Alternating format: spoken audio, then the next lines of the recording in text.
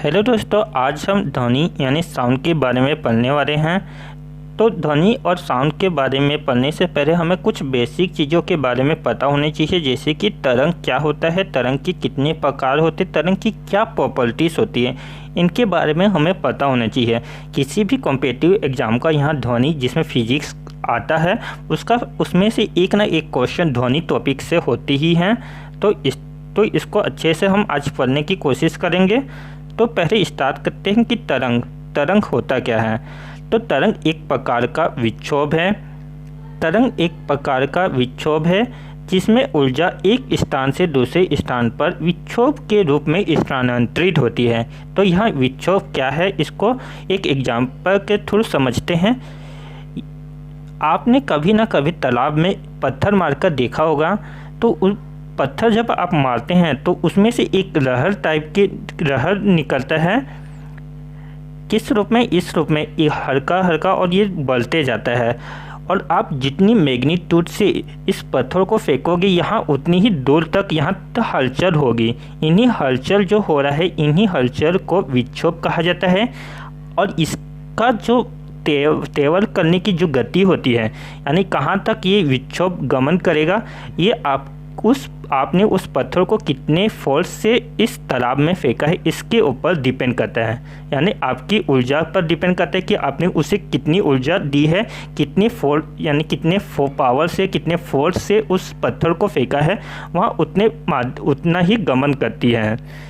तो इन विक्षोभ के द्वारा जो गति होती है उन्हें तरंग गति कहते हैं। अर्थात किसी कारक के द्वारा उत्पन्न विक्षोभ के आगे बढ़ने की प्रक्रिया को तरंग गति कहते हैं।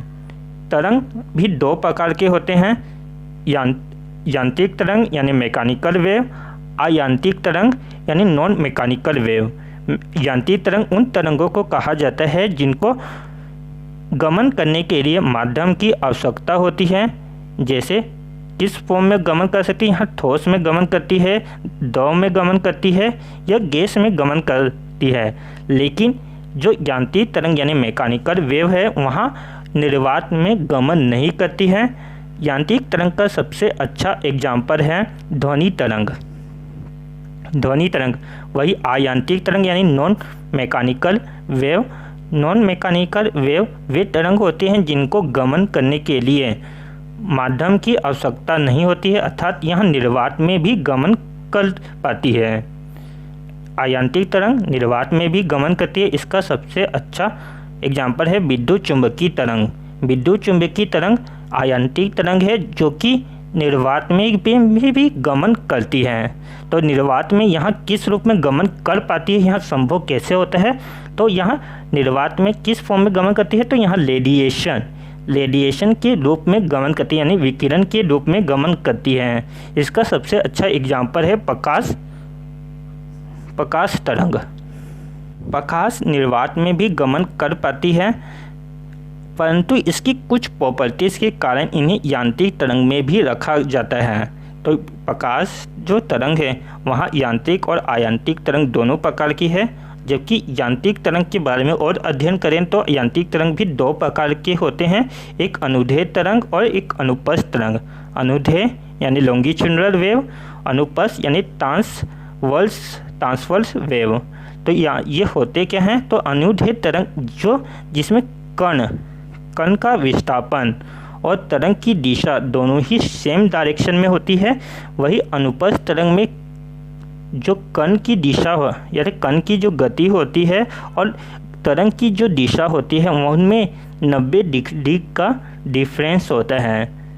तो यहाँ किस रूप में गमन करती है? एक अप एंड डाउन के रूप में गमन करती है, जिसके कारण जो इसका वेव फॉर्म अगर बनता है तो एक साइनोसॉइडल वेव के रूप में बनता है, जिसके ऊपर को सिंग यानी क्रेस्ट और नीचे वाले को गत या थ्रो कहा जाता है। वही अनुदैर्ध्य तरंग में गमन कैसे होते हैं? तो यहाँ पर एक साउंड बॉक्स है जिसमें आपने देखा होगा कि तो यहाँ जो पास की जो कण होती है, कुछ कण को अधिक एनर्जाइज करती है, जहाँ पर साउंड अधिक आता है।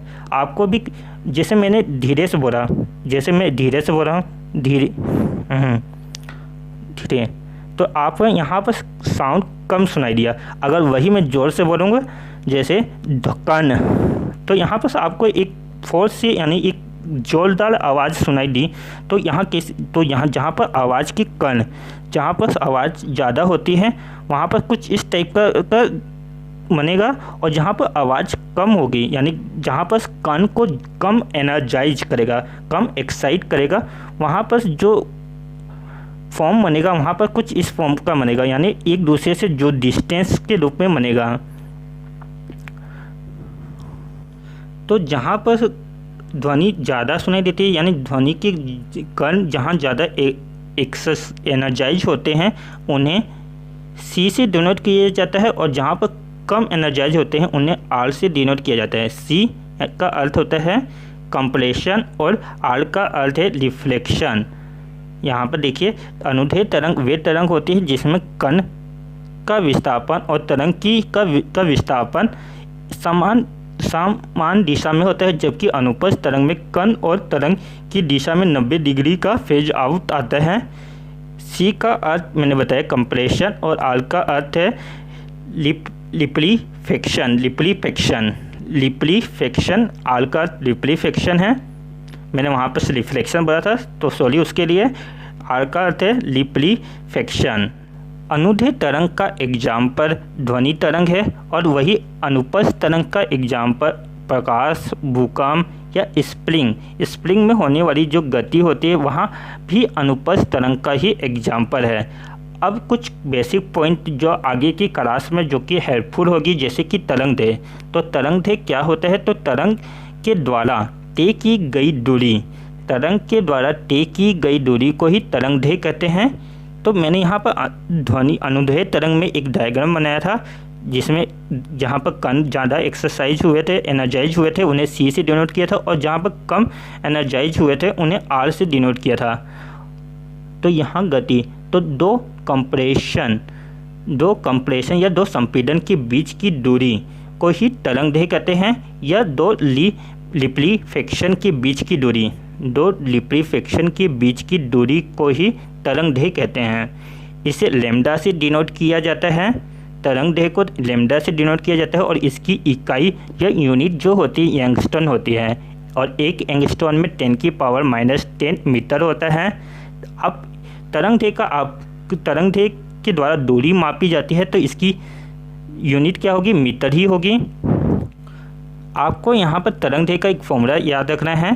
तरंगदैर्ध्य is equal to velocity upon frequency, जहाँ वेलोसिटी की यूनिट मीटर पर सेकेंड होती है, वही फ्रीक्वेंसी की यूनिट क्या होती है? हर्ट्ज या पर सेकेंड होती है। पर सेकेंड, तो सेकेंड से सेकेंड कटा और क्या बचा? मीटर। अब तरंगदैर्ध्य के आधार पर कई सारी जो तरंग होती है उनमें किसका तरंगदैर्ध्य अधिक होता है? तो यहाँ पर मैंने उनको अरेंज करके लिखा है, जैसे कि रेडियो तरंग का जो तरंगदैर्ध्य होता है सबसे अधिक होता है, जबकि उसके बाद माइक्रोवेव, इंफ्रारे, विजिबल रे, अल्ट्रावायलेट रे, एक्स रे, वाई रे, गामा रे और अल्फा रे। तो सबसे कम जो गमन जिसकी क्षमता होती है वहाँ अल्फा रे होती है, और सबसे ज़्यादा जिसका तरंगदैर्ध्य होता है किसका होता है? तो रेडियो तरंग का तरंगदैर्ध्य अधिक होता है, जिसके कारण इसको कम्युनिकेशन सैटेलाइट या कम्युनिकेशन में रेडियो तरंग का यूज किया जाता है। अंतरिक्ष में भी रेडियो तरंग के द्वारा ही मैसेज भेजा जाता है। विजिबल रे वे किरण होती हैं जिनको हम खुली आँखों से देख पाते हैं। इनका जो तरंगदैर्ध्य होता है 3900 एंगस्ट्रॉन से 3900 या 3900 एंगस्ट्रॉन से लेके 3900 एंगस्ट्रॉन से लेके 7800 एंगस्ट्रॉन इसका तरंगदैर्ध्य होता है। अब हमने तरंग के ऊपर बेसिक पर्याप्त चर्चा कर ली है। अब हम स्टार्ट करते हैं ध्वनि तरंग। तो ध्वनि तरंग एक अनुदैर्ध्य तरंग है, यहाँ एक यांत्रिक तरंग है। अर्थात यांत्रिक तरंग का अर्थ क्या हुआ? यहाँ इसको गमन करने के लिए किसी माध्यम की आवश्यकता होती है। ध्वनि तरंग माध्यम के कणों की गति के कारण यहाँ गमन कैसे करती है? तो ध्वनि तरंग माध्यम में कणों की गति के कारण संचलित होती है, यानी गमन करती है। माध्यम में कण जो माध्यम में जो कण होते हैं वहाँ स्वयं गति नहीं करते, वहाँ स्थिर रहते हैं, लेकिन वहाँ अपने आसपास के जो अन्य कण जो होते हैं उन्हें एनर्जाइज कर देते हैं और उन्हें विक्षोभित करके वहाँ गमन करते हैं। तो इसका अर्थ क्या हुआ? तो ध्वनि तरंग माध्यम की कणों की गति के कारण संचालित होते हैं। माध्यम के कण स्वयं आगे नहीं बढ़ते, लेकिन विक्षोभ आगे बढ़ता है। यानी जब इसको एक एग्जांपल के थ्रू समझते हैं। जैसे यहाँ पर एक साउंड बॉक्स है, जहाँ साउंड बॉक्स है या यहाँ पर बोला जा रहा है, तो यहाँ पर जो कण होते हैं वहाँ स्वयं मूव नहीं करते हैं। ये क्या करते हैं? ये अपने आप को एनर्जाइज करेंगे और जो इसके आसपास जो जितने भी कण होंगे वहाँ उनको एनर्जाइज करते हैं। इस फॉर्म में यहाँ गमन करते हैं, अर्थात कण अपनी स्थिति में बने रहते हैं, लेकिन वहाँ अपने पास के जो अन्य कण जो होते हैं उन्हें एनर्जाइज कर देते हैं और उन्हें विक्षोभित करके आगे बढ़ते हैं। ध्वनि तरंगे ठोस, द्रव, गैस तीनों में ही गमन करते हैं, लेकिन यहाँ निर्वात में गमन नहीं करती हैं। ध्वनि की जो गति होती है वहाँ ठोस में सबसे अधिक होती है, उसके बाद द्रव में और गैस में, और वही निर्वात में गति गमन नहीं कर पाती है ध्वनि तरंगे पोलराइजेशन का गुण प्रदर्शित नहीं करते हैं। ध्वनि तरंगे विद्युत चुंबकीय तरंग नहीं है। यहाँ यांत्रिक तरंग है, क्योंकि विद्युत चुंबकीय तरंग कैसी तरंग होती है? अयांत्रिक तरंग होती है, क्योंकि इनको गमन, विद्युत चुंबकीय तरंग वे तरंग होती है जिनको ट्रेवल करने के लिए किसी माध्यम की आवश्यकता नहीं होती, लेकिन ध्वनि तरंगों को गमन करने के लिए एक माध्यम की आवश्यकता होती है। तो ध्वनि तरंग से संबंधित हमने क्या क्या पढ़ा? ध्वनि तरंग एक अनुदैर्ध्य तरंग है, यहाँ एक यांत्रिक तरंग है जिसको गमन करने के लिए माध्यम की आवश्यकता होती है। ध्वनि तरंगों की जो गति होती है ठोस में सबसे ज़्यादा होती है, फिर द्रव में होती है, उसके बाद गैस में होती है। और ध्वनि तरंगे निर्वात में गमन नहीं करती है। ध्वनि तरंगे घूर्णन का गुण प्रदर्शित नहीं करते हैं, यानी पोलराइजेशन का गुण प्रदर्शित नहीं करते हैं। अब हम आवृत्ति यानी फ्रीक्वेंसी को देखेंगे कि प्रति इकाई समय में माध्यम के कणों द्वारा संपादित दोलन की कुल संख्या को आवृत्ति कहते हैं, यानी नंबर ऑफ ऑक्सीलेशन पर सेकेंड को ही आवृत्ति कहा जाता है। आवृत्ति को स्मॉल f से डिनोट किया जाता है। इसका एसआई जो मात्रक है वहाँ हर्ज है। आवृत्ति का जो इकाई एसआई मात्रक क्या है? हर्ज है। इसको f से डिनोट किया जाता है। सुनने की जो क्षमता होती है, हमारी जो सुनने की क्षमता होती है क्योंकि है वहाँ किस पर डिपेंड करती है? तो वहाँ आवृत्ति यानी फ्रीक्वेंसी पर ही डिपेंड करती है। इसी से एक और टर्मिनोलॉजी आया आवर्तकाल यानी time period.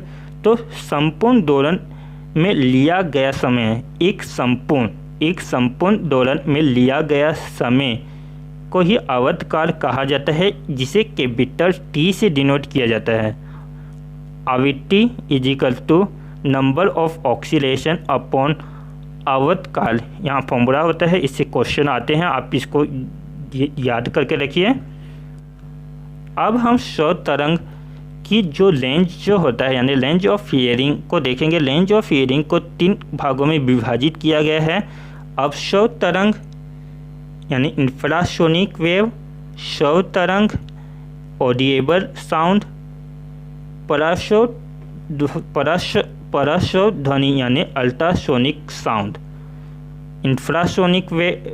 Infrasonic sound, audible sound और अल्ट्रासोनिक साउंड। तो इनका जो रेंज होते हैं वो भी देखते हैं।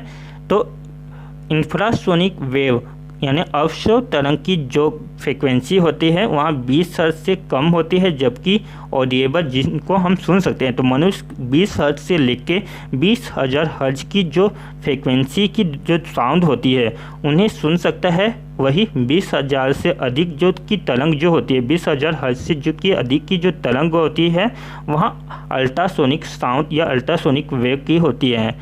पराशर तरंग को सर्वप्रथम पराशर तरंग यानी अल्ट्रावायलेट वेव को सर्वप्रथम गाल्टन ने सीटी बजाकर उत्पन्न किया था। किसके थ्रू? आपको ये भी याद रखना है कि किसने पराशर तरंग, किस मनुष्य ने या किसने सर्वप्रथम पराशर या अल्ट्रासोनिक साउंड को जनरेट किया था, तो वहाँ गाल्टन था और किसके माध्यम से किया था, एक बहुत बड़ी चींटी के माध्यम से इसको उत्पन्न किया था। चमगादड़ लगभग 1 लाख हर्ज की आवृत्ति या पराशर तरंग उत्पन्न कर सकता है, जिसके कारण इन्हीं पराशर तरंग के कारण ही चमगादड़ उड़ पाते हैं। चमगादड़ पराशर तरंग के कारण ही उड़ पाते हैं। और चमगादड़ के अतिरिक्त कौन कौन से जीव जो हैं जो पराशर तरंग को सुन या उनको उत्पन्न कर पाते हैं। तो चमगादड़ पराशर तरंग उत्पन्न कर पाता है, डॉल्फिन पराशर तरंगों को उत्पन्न कर पाता है, वही चूहा भी पराशर तरंग को उत्पन्न कर पाता है। पराशर तरंग या प्रतिध्वनि के सिद्धांत पर ही सोनार काम करता है। सोनार का फुल फॉर्म होता है साउंड नेविगेशन लेंजिंग। साउंड नेविगेशन लेंजिंग, जिसके द्वारा समुद्र में डूबी हुई वस्तु का पता लगाया जाता है। तो आपके जहन में एक सवाल आ रहा होगा कि अपशब्द तरंग जो होती है, जिनकी आवृत्ति 20 हर्ट्ज से कम होती है, तो उनको कैसे पहचाना जाएगा। तो जिनको सुनने से, जिन साउंड को हमें सुनने से डर का आभास होता है, वहाँ जनरली अपशब्द तरंग होती है, जैसे शेर की दहाड़, भूकंप, ज्वालामुखी, वेल, हाथी या परमाणु विस्फोट या एवलांची जो इफेक्ट जो होता है, एवलांच जो होता है, उससे एक जो डर का जो आभास होता है, वहाँ ही अपशब्द तरंग होती है। यहाँ पर मैंने कुछ बेसिक पॉइंट लिखे हैं, उसको आप नज़र मिलाते हैं। स्पर्श ध्वनि की जो अधिकतम दूरी होती है वहाँ 17 मीटर होती है। वही सोनार और जो लेदार होते हैं प्रतिध्वनि के सिद्धांत पर कार्य करता है। साउंड की जो स्पर्श ध्वनि की जो अधिकतम दूरी है 17 मीटर है। वायु में ध्वनि की जो चाल होती है 332 मीटर पर सेकेंड होती है। वही गैस में जो ध्वनि की जो चाल होती है 207 मीटर पर सेकेंड होती है। ध्वनि की जो चाल सबसे अधिक एल्युमिनियम में होती है, सर्वाधिक मात्रा में सबसे अधिक एल्युमिनियम होती है, देन इस्पात में होती है। तो सबसे ज़्यादा इस्पात में होती है, लगभग कितना होता है 6420 मीटर पर सेकेंड की रफ्तार से एल्युमिनियम में ध्वनि ट्रेवल करती है। इसके बाद इस नंबर आता है इस्पात का। तो फर्स्ट नंबर किसका है, एल्युमिनियम, उसके बाद इस्पात में गमन करती है। और ध्वनि की जो चाल जो होती है 332 मीटर होती है वायु में, और गैस में 207 मीटर पर सेकेंड होती है। जो ध्वनि की गति है उस पर टेम्परेचर का क्या इम्पैक्ट होता है, इसे भी देखते हैं। तो ध्वनि का जो गति यानी चाल जो होती है वहाँ 1 डिग्री टेम्परेचर बढ़ने पर वहाँ 0.61 मीटर पर सेकेंड की रफ्तार से बढ़ जाती है। अर्थात टेम्परेचर इंक्रीज होने से ध्वनि की गति क्या होती है, जो ध्वनि की जो गति है वहाँ भी इंक्रीज होती है। कितनी इंक्रीज होती है, 0.61 मीटर पर सेकेंड की रफ्तार से वहाँ इंक्रीज होती है। तो मैंने यहाँ पर दो ध्वनि की चाल बताया था 332 मीटर पर सेकेंड, तो वहाँ 0 डिग्री के पर बताया था।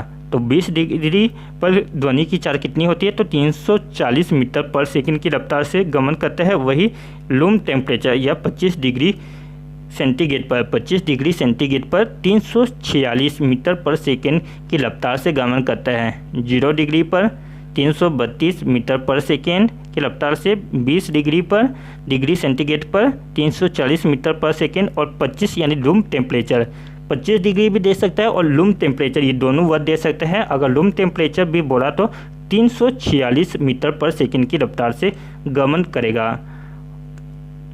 ध्वनि गर्मी या आर्द्रता में ध्वनि की गति अधिक होती है। और ध्वनि पर जो दाब का कोई भी प्रभाव नहीं होता है, लेकिन टेम्परेचर का प्रभाव होता है। टेम्परेचर अगर इंक्रीज होता है तो ध्वनि की गति इंक्रीज हो जाती है। आर्द्रता बढ़ने पर भी ध्वनि की गति जो होती है वहाँ भी इंक्रीज हो जाती है। जो ध्वनि तरंग हमारे कानों में कितने सेकेंड तक विद्यमान रहती है, तो ध्वनि तरंगें हमारे कानों में 1/10 यानी 0.1 सेकेंड तक रहती है। अब हम ध्वनि तरंग की विशेषता पर चर्चा करेंगे। तो ध्वनि तरंग की मेनली 3 विशेषता होती है। एक इंटेंसिटी यानी तीव्रता, दूसरी पिच और तीसरी क्वालिटी यानी गुणवत्ता इसके गुण होते हैं। तो अब इसको तीव्रता या इंटेंसिटी को देखते हैं। अब हम तीव्रता यानी इंटेंसिटी को देखते हैं कि इंटेंसिटी होता है कि इससे पहले हम आयाम या एम्पलीट्यूड क्या होते हैं उसे भी देख लेते हैं। माध्यम, किसी माध्यम के कण की मूल स्थिति से किसी एक और अधिक विक्षोभ होना तरंग का आयाम कराता है। माध्यम के कण की मूल स्थिति से किसी एक और अधिक विक्षोभ को तरंग का आयाम कहते हैं। तो तीव्रता और इंटेंसिटी क्या होती है? तो ध्वनि का वाहक गुण जिसके कारण हमें कोई ध्वनि तेज या धीमी सुनाई देती है उसे तीव्रता या इंटेंसिटी कहते हैं। जैसे अगर हम धीमी आवाज़ में बोलें तो वहाँ कितना गमन करेगी? वहाँ थोड़ी दूर तक गमन करेगी। वही अगर हम जोर लगा के अधिक ताकत लगा के अगर बोले तो उसका जो गति होती है, वहाँ गमन की जो गति होती है वहाँ अधिक दूर तक गमन करेगी।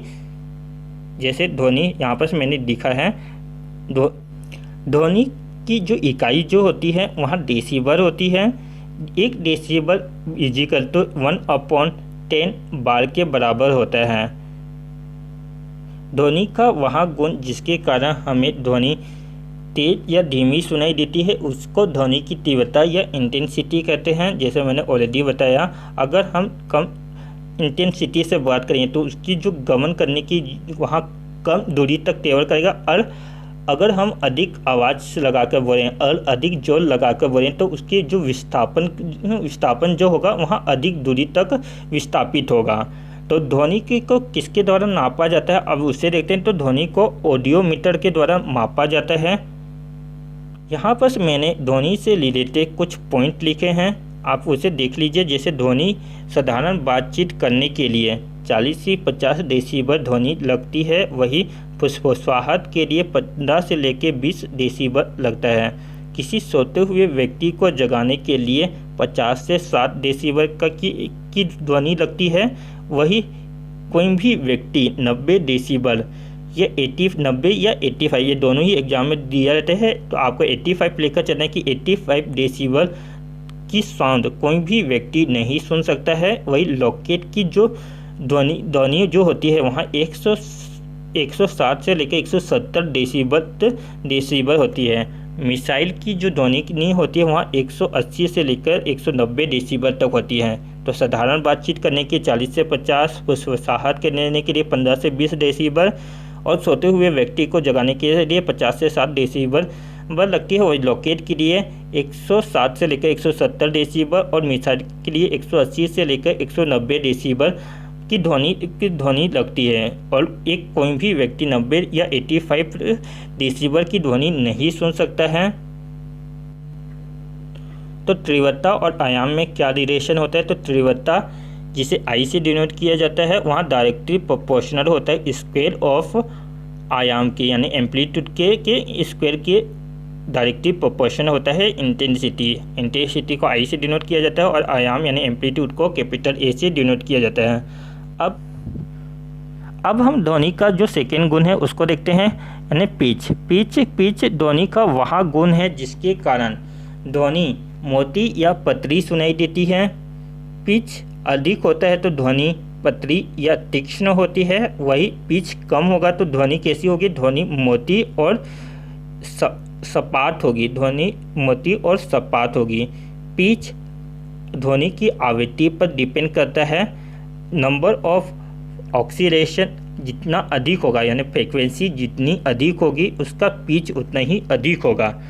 पिच से एक क्वेश्चन आता है कि महिलाओं का जो पिच पुरुषों की तुलना में अधिक होता है कि कम होता है? तो महिलाओं का जो पिच होता है पुरुषों से अधिक होता है, जिसके कारण जो महिला की जो आवाज़ होती है वहाँ पतली व तीक्ष्ण होती है। वही पुरुष की आवाज़ की जो पिच होती है वहाँ कम होती है, जिसके कारण पिच कम होने के कारण उनकी आवाज़ मोटी होती है। मोटा आवाज़ यानी आवृत्ति कम होगा, और पतली आवाज़ नंबर ऑफ जो ऑक्सीडेशन है यानी उनकी जो आवृत्ति है उसकी अधिक होता है। यही कारण है दे रहे हैं कि मच्छर का जो पिच होता है वहाँ सर्वाधिक होता है। मच्छर की क्योंकि वहाँ वहाँ पर नंबर ऑफ ऑक्सीडेशन सबसे अधिक होता है, जिसके कारण उसकी जो पिच होती है वहाँ सर्वाधिक होती है। पिच और तीव्रता के मध्य में कोई सा भी संभव नहीं होता। ये एग्जाम में आता है कि पिच और तीव्रता के मध्य में क्या संबंध है, तो आपको यहाँ लिखना है कि तीव्रता और पिच के बीच में किसी भी प्रकार का रिलेशनशिप नहीं होता है। अब ध्वनि का तीसरे गुण पर चर्चा करते हैं। तो ध्वनि का जो तीसरा गुण है वहाँ क्वालिटी यानी गुणवत्ता। तो यहाँ इसी गुण के कारण हम लोगों की जो आवाज़ है उनके बीच में जो डिफरेंस है उसको पहचान पाते हैं। जैसे अगर दो व्यक्ति जो समान इंटेंसिटी और समान पिच से बोल रहे हैं, लेकिन फिर भी हम उनकी आवाज़ में जो डिफरेंस है उनको समझ पाते हैं। तो इसी आवाज़ पहचानने के का जो गुण है उसके क्वालिटी, ध्वनि की क्वालिटी कहा जाता है। ध्वनि की गुणवत्ता के कारण ही हम व्यक्ति की आवाज़ पहचान पाते हैं। यहाँ अधि स्वर पर निर्भर करता है। किस पर डिपेंड करता है? क्वालिटी अधि स्वर पर डिपेंड करता है। जैसे मम्मी और बुआ, अगर मम्मी और बुआ की इंटेंसिटी 10 डेसिमल है और 20 डेसिमल, दोनों की ही 20 हर्ट्ज से और 10 डेसिमल से बोल रहे हैं, लेकिन फिर भी हम मम्मी और जो बुआ इन दोनों की जो आवाज़ है इनमें डिफरेंस कर पाते हैं कि कौन सी आवाज़ मम्मी की है और कौन सी आवाज़ बुआ की है। तो यहाँ किसके द्वारा संभव होता है? वहाँ गुणवत्ता या क्वालिटी के कारण ही संभव हो पाता है। अब हम डफलर प्रभाव पर चर्चा करेंगे। तो पहला क्वेश्चन तो यही आता है कि डफलर प्रभाव ध्वनि तरंग से संबंधित है कि प्रकाश तरंग से संबंधित है। तो डफलर प्रभाव ध्वनि तरंगों से संबंधित है। जिसका जो गुण होता है वहाँ प्रकाश तरंगों में भी प्रकाश तरंग में भी होता है, लेकिन जो इसका जो मैक्सिसी यूज होता है वहाँ ध्वनि तरंगों में। अगर आपसे एग्जाम में क्वेश्चन आया कि डफलर प्रभाव ध्वनि तरंग से संबंधित है कि प्रकाश तरंग से, तो आपको आंसर ध्वनि तरंग लेना है। तो डफलर प्रभाव होता क्या है, इसको एक एग्जाम्पल के थ्रू समझते हैं। मान लीजिए कि यहाँ पर कोई एक व्यक्ति खड़ा है, तो उसको अगर ट्रेन जा रही है और ट्रेन आ रही है तो इसका पता चल जाता है। क्यों? क्योंकि अगर ट्रेन अगर उससे दूर जा रही होती है तो जो ट्रेन की जो आवाज़ होती है वहाँ कम होती जाती है, और वही ट्रेन अगर उस व्यक्ति के पास आती है तो उसकी जो आवाज़ है वो उसकी इंटेंसिटी है वहाँ अधिक होने लग जाती है। इसी ध्वनि के उतार चढ़ाव को जिसके द्वारा दर्शाया जाता है, जिस ग्राफ के द्वारा दर्शाया जाता है, उसे डफलर प्रभाव कहा जाता है।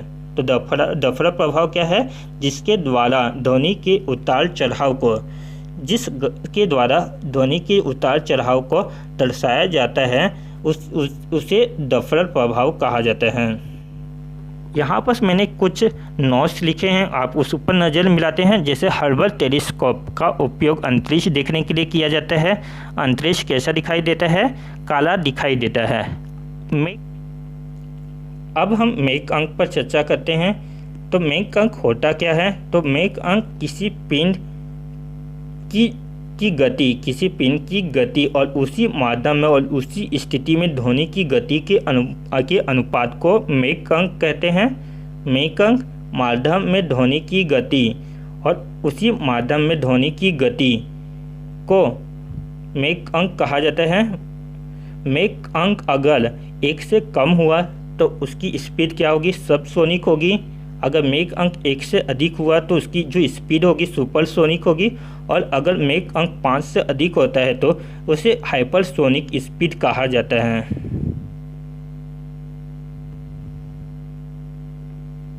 तो आज के लिए इतना ही। नेक्स्ट क्लास में हम ध्वनि से रिलेटेड जो नियम जो होते हैं, जैसे ध्वनि का परावर्तन अपवर्तन का जो सिद्धांत है, इसे कवर करने की कोशिश करेंगे।